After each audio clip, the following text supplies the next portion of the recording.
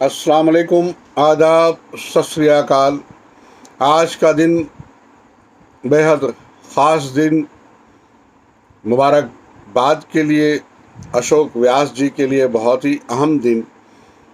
आज उनके दूसरे व्यंग संग्रह टिकाऊ चमचों की वापसी का मेरे जानिब से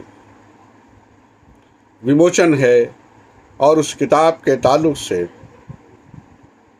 थोड़ी सी इन्फॉर्मेशन मैं आप तमाम लोगों के साथ साझा करूंगा। अशोक व्यास जी की ये दूसरी किताब, दूसरा काव्य संग्रह टिकाऊ चमचों की वापसी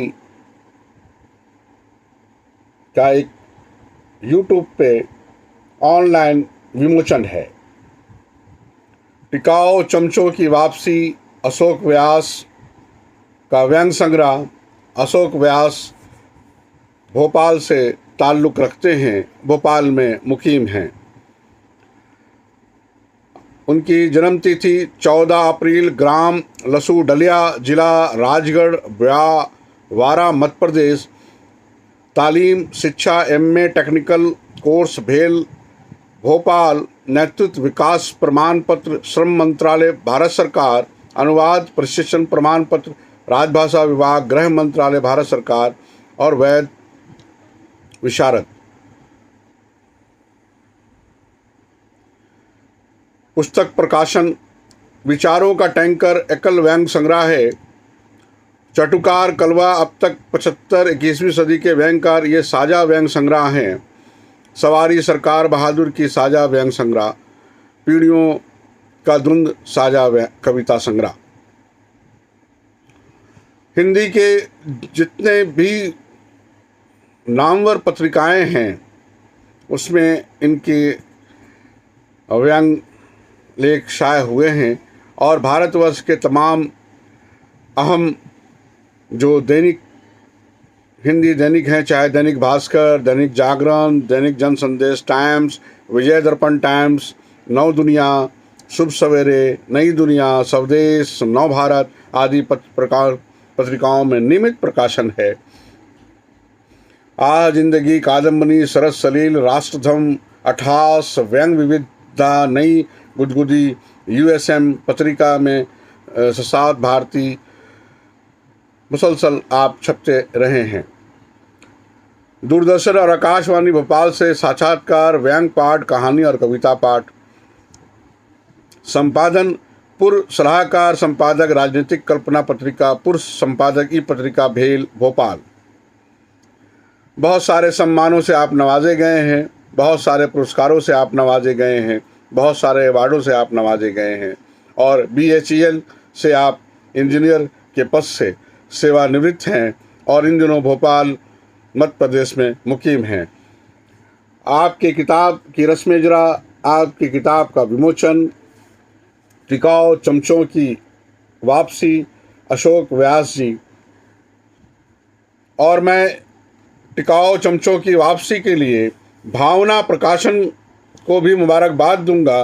उन्होंने बहुत ही अच्छे तरीके से, बहुत अच्छे सजावट से, बहुत अच्छे बनावट से और बहुत ही सजावट से इस काव्य संग्रह को शाये किया है उन्होंने, व्यंग संग्रह को शाये किया है उन्होंने और वो मुबारकबाद के मुस्तहक हैं।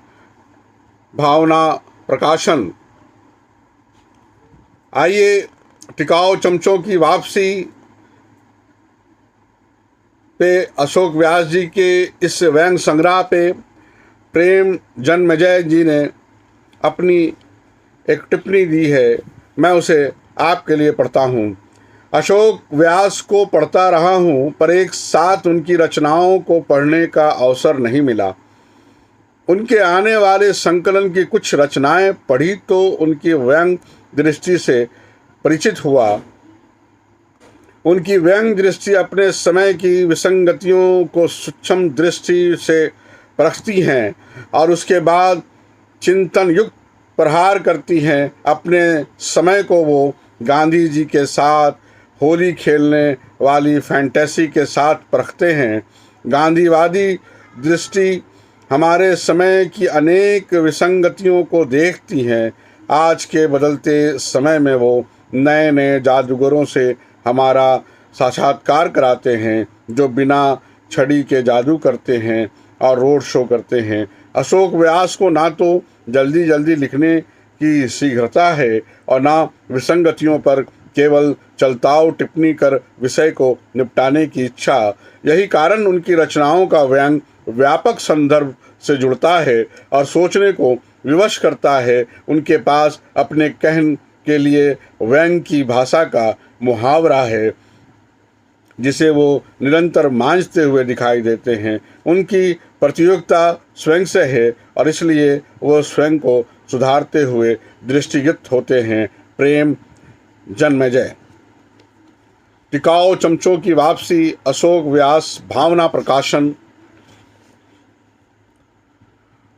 इस पुस्तक को उन्होंने समर्पित इंतसाब किया है, समर्पित उनको जो मेरे जीवन के आधार हैं, जीवन संगनी सुधा मेरी भाभी के लिए, सुपुत्रियों प्रतिभा, नेहा, जमाईसा, शेखर, विवेक, सुपुत्र विशाल, बहू शुभा, आयुषी, विनायक, अक्षरा, श्रेष्ठ और सबसे प्रिय सुपुत्र अनय।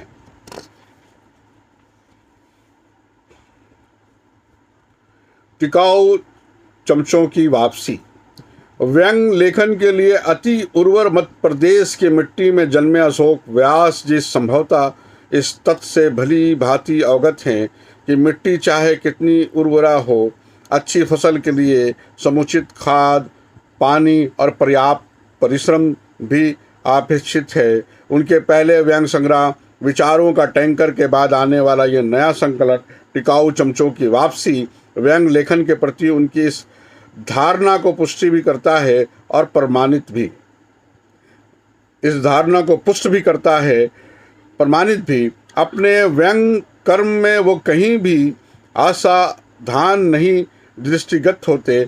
उनकी व्यंग रचनाएं बारीक, बेधक और बेधड़क होने के बावजूद लेखन के अनुशासन की गरिमा जानती है।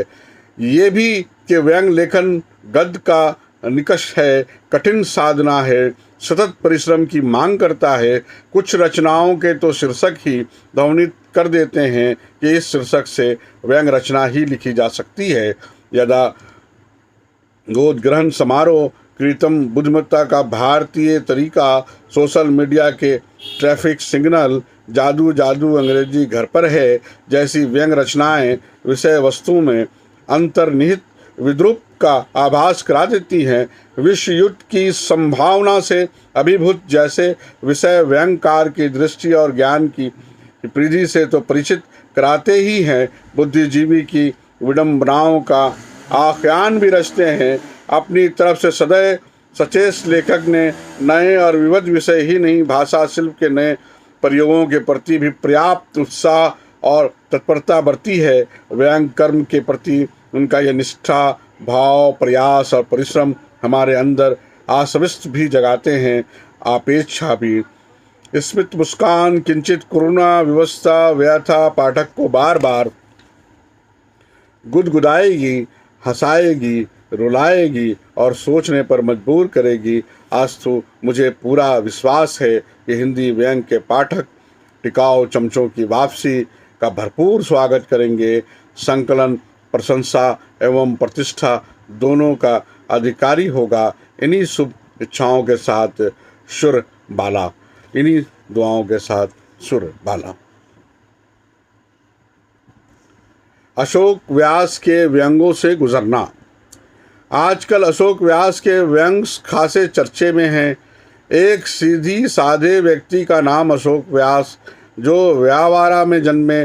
पहले तो लगा कि लुनकनसर राजस्थान के पास के होंगे, पर ये मध्य प्रदेश निवासी हैं। अशोक व्यास ने अपने क्षेत्र में काम भी कर लिया, उत्कृष्ट भी हो गए, लेकिन अभी भी रचनात्मक हैं, सक्रिय हैं।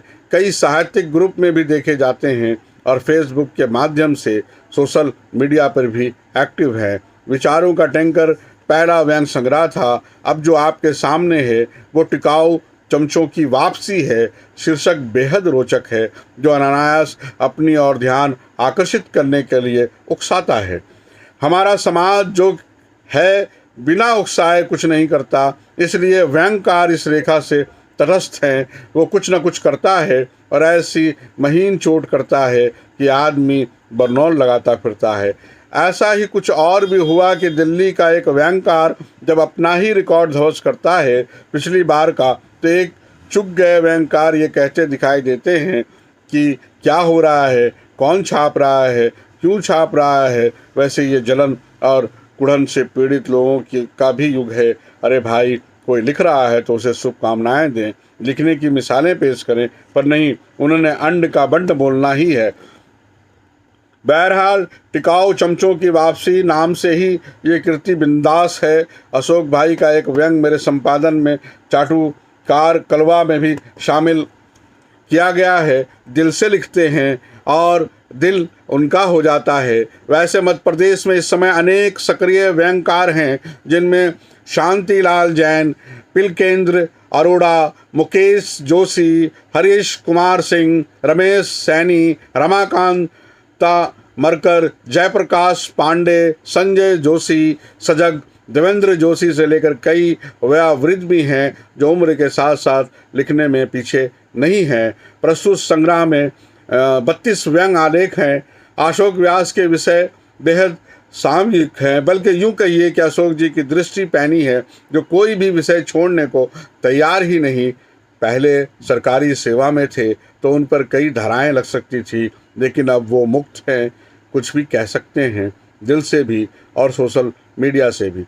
टिकाऊ चमचों की वापसी पढ़ते हुए मुंबई के वागीश, सरास्वत और प्रेम जन्मेजय की व्यंग रचनाएं याद आ गईं। व्यंग रचनाओं का शीर्षक जोरदार है, पढ़ने को उकसाते हैं। अशोक व्यास की पांडुलिपि में कई व्यंग विसंगतियों का रोध रूप के माफिक बड़े हैं और कुछ टोमेटो सूप के माफिक छोटे। स्थानीय विषयों को आधार बनाते अशोक की चिंताएं वाजिब हैं। सामायिक दृष्टिबोध और अकल्पनीय दुस्साहस उठाने का जोखिम जो अशोक व्यास ने उठाया है। मेरी शुभकामनाएं अशोक व्यास के साथ हैं। भविष्य में और भी बेहतर लिखेंगे, ताकि राज्य सरकार से मिलने वाला पुरस्कार मिलेगा, तभी तो अप्रोच देश की राजधानी तक पहुंचेगी। आज व्यंग को अक्सर लोग भर्ती का अभियान मान लेते हैं, कॉलम राइटिंग को व्यंग सेतर मान लिया जाता है, जबकि अखबारों की दुनिया देखते हुए विषयगत लिखने के लिए लेखक प्रतिबद्ध होता है। इस विषय को भी हमें ध्यान में रखना होगा। आज व्यंग विसंगतियों पर जरूरी प्रहार करता है। ये वो चाकू है जिसकी धार हमेशा धारदार रहनी चाहिए। अशोक व्यास के पास भाषा है और उसकी प्रस्तुति का भाव भी। उनके पाठकों को समझना होगा कि व्यंग हमेशा आपकी ही जी हुजूरी करे वो नहीं होगा। व्यंग हमेशा सतर्कता से आप पर नज़र बनाए हुए है, आपकी नज़र से कोई नहीं बच सकता। ऐसा ही भाव अशोक के व्यंग को पढ़ते समय महसूस हुआ। मैं ज़रूर चाहूँगा कि आने वाले संग्रह में अशोक व्यास जी की चिंताएं राष्ट्रीय अंतर्राष्ट्रीय जगत की हों और वो अपने पाठकों, प्रकाशकों और मित्रों का ध्यान जबरदस्ती खींचने में कामयाब हो। निश्चित ही अशोक व्यास इस मंत्र को समझते हुए अपनी ओर से अपने पाठकों की नज़र में खरे उतरेंगे। इस समय व्यंग का सेक्टर किसी उद्योग की माफिक फल फूल रहा है। आज हर प्रदेश में 100 से ज़्यादा छोटे मोटे भारी भरकम व्यंग लेखक अपनी चिंताएं लेकर मननशील हैं, लेखन में ध्वस्त हैं, कुछ व्यस्त हैं, कुछ त्रस्त भी। बहुत कम लेखक हैं जो आज आपकी खुशी में उत्साहित हैं, अन्यथा सब चेहरे पर कुछ और दिमाग में कुछ लिए मुंडी हिलाए नज़र आते हैं। मुझे लगता है कि इस कुंबे के लोगों को मठाधीश बनने के बजाय एक दूसरे को सम्मान से देखना चाहिए। कुछ तो ऐसे भी हैं जो जिंदा रहते पुरस्कार आरंभ करने में भी पीछे नहीं हैं। आज कई सारे स्कूल और ओपन स्कूल व्यंग के चल रहे हैं। ऐसे संक्रमित समय में अशोक लिख रहे हैं और ये कम बड़ी बात नहीं। बिना किसी दल संगठन के आप लिख रहे हैं, आपकी चिंताएं मौलिक हैं, इसलिए आपसे लोग जुड़ रहे हैं। शुभकामनाएं इस संग्रह के लिए। फिलहाल डॉक्टर ललित, नई दिल्ली। टिकाऊ चमचों की वापसी, अशोक व्यास जी के किताब का विमोचन, और मैं चाहूँगा कि आप तमाम लोगों की तरफ से उनको मुबारकबाद मिले।